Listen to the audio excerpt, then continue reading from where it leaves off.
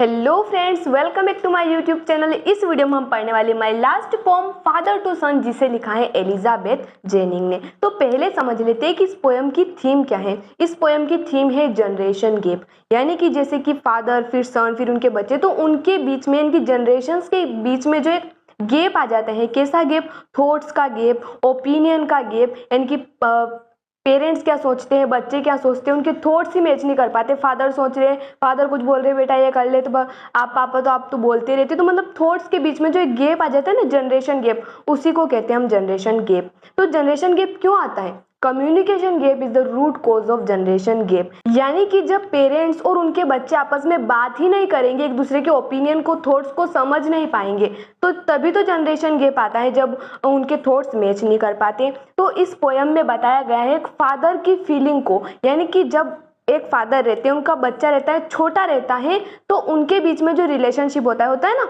एक पिता है उनके पुत्र के साथ बचपन में कितना अच्छा रिलेशन होता है, लेकिन जब उनका बच्चा बड़ा होता है तो उनके बीच में एक जनरेशन गैप आ जाता है। जैसे कि आजकल जनरेशन गैप बहुत ही कॉमन हो गया, तो जनरेशन गैप उनके बीच में आ जाता है। तो वो सोचते हैं कि जब बचपन में मेरा छोटा बच्चा था तो उसके साथ जैसी रिलेशन थी, वापस से वो वैसी रिलेशन बनाना चाहते हैं, लेकिन शायद अब तक बहुत देर हो चुकी है।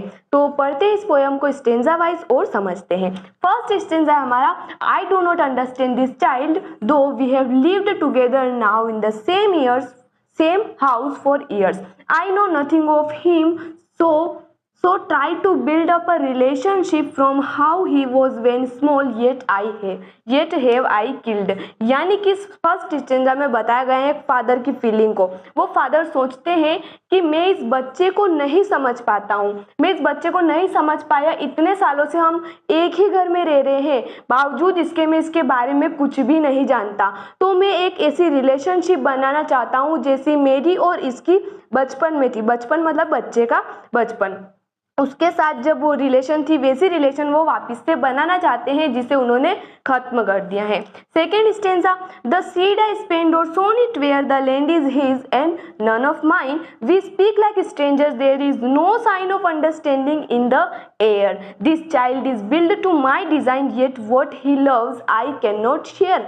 यानी कि सीड मतलब कि उनका बच्चा, तो वो जो मेरा बच्चा है सब कुछ मतलब उसका भी है, जितना मेरा भी उतना ही है, जितना पिता का होता है उतना ही पुत्र का भी होता है, लेकिन हम जब बात करते हैं तो अजीब तरीके से, मतलब बात ही नहीं कर पाते जब हम साथ में होते हैं तो।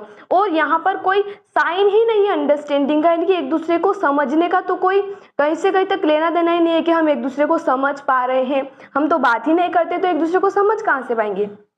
ये किसकी फीलिंग्स है? पिता की फीलिंग्स है।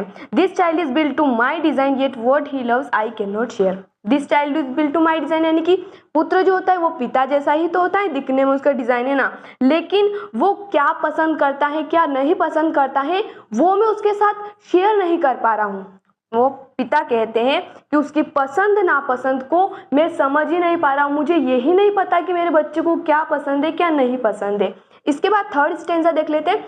Silence around us, I would have him prodigal returning to his father's house, the home he knew, rather than see him make and move his world. I would forgive him too, shaping from sorrow a new love। यानी कि इस stanza में जो father है वो, यहाँ पर हमें पता चल गया है कि फादर और उनके बच्चे के बीच में क्या आ गई है, जनरेशन गैप आ गई है, जिससे वो एक दूसरे को समझ ही नहीं पा रहे। तो अब फादर कहते हैं साइलेंस अराउंड अस, यानी कि जब हम दोनों साथ में होते हैं तो हमें एक अजीब तरह की शांति घेर लेती है, क्योंकि ना तो हम एक दूसरे को समझ रहे हैं, बात तो क्या करें बात, हम एक दूसरे को तो समझते ही नहीं है, तो हमें एक अजीब सी शांति घेर लेती है। I would have him prodigal returning to his father's house, the home he knew. यानी कि अब वो फादर चाहते हैं कि मैं अपने बच्चे के साथ वापस से रिलेशनशिप बनाऊं, तो वो फादर कहते हैं कि मैं भले ही उसको जितना खर्चा करना चाहे उतना खर्चा करने दूंगा,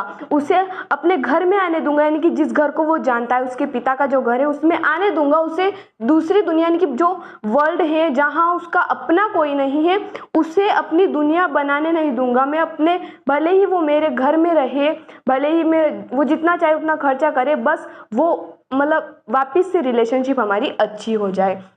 आई would forgive him to shaping from sorrow a new love, यानी कि मैं उसकी सारी गलतियां माफ़ कर दूंगा, बस वो एक बार वापस से हमारी रिलेशनशिप अच्छी बन जाए। तो ये किसकी फीलिंग है? फादर की फीलिंग है। जनरेशन गैप आप सोच सकते हैं गाइस, जनरेशन गैप जो है ना वो बहुत ही ज़्यादा कॉमन होता जा रहा है। पेरेंट्स अपने बच्चों को टाइम नहीं दे पाते हैं और बच्चे भी पेरेंट्स से कुछ पूछते ही नहीं है, बात ही नहीं करना चाहते पेरेंट्स से कि पेरेंट्स क्या सोचते हैं। चलो पापा आप अपने बचपन का कोई किस्सा बताओ, तो उनसे पता तो चले कि अपने पेरेंट्स क्या सोचते हैं, उनके थॉट्स कैसे हैं, उनके ओपिनियन कैसे हैं। तो उस हिसाब से अपन फिर अपने थॉट्स और आइडियाज़ नए नए क्रिएट कर सकते हैं ना गाइस। तो आप भी ज़रूर अपने पेरेंट्स से कुछ ऐसी बातें किया कीजिए गाइस। तो लास्ट स्टेंजा देखते हैं।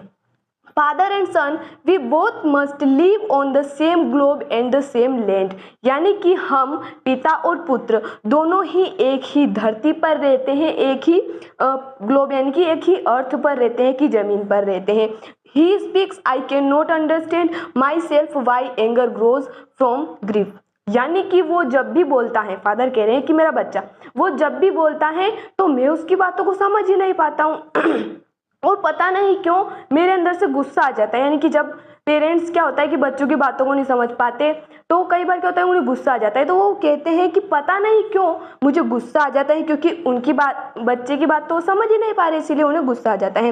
We each put out an empty hand longing for something to forgive, यानी कि हम दोनों एक खाली हाथ आगे बढ़ाते हैं कि वापिस से हम अपनी रिलेशनशिप को क्या कर सके, बेटर कर सके। लेकिन अब तक बहुत ही देर हो चुकी है, क्योंकि जब समय था रिलेशनशिप अच्छी रखने का, जो बचपन में रहती है ना, तो वैसी ही रिलेशनशिप रखने के लिए उन्हें कम्युनिकेट करना पड़ता है। लेकिन वो कम्युनिकेशन गैप की वजह से क्या आती है, जनरेशन गैप आती है, जिस वजह से अब बहुत ही देर हो चुकी है, तो वापस से रिलेशनशिप नहीं बन पाती है। तो आई होप गाइस आपको वीडियो पसंद आया होगा। मिलते हैं अगले वीडियो में, धन्यवाद।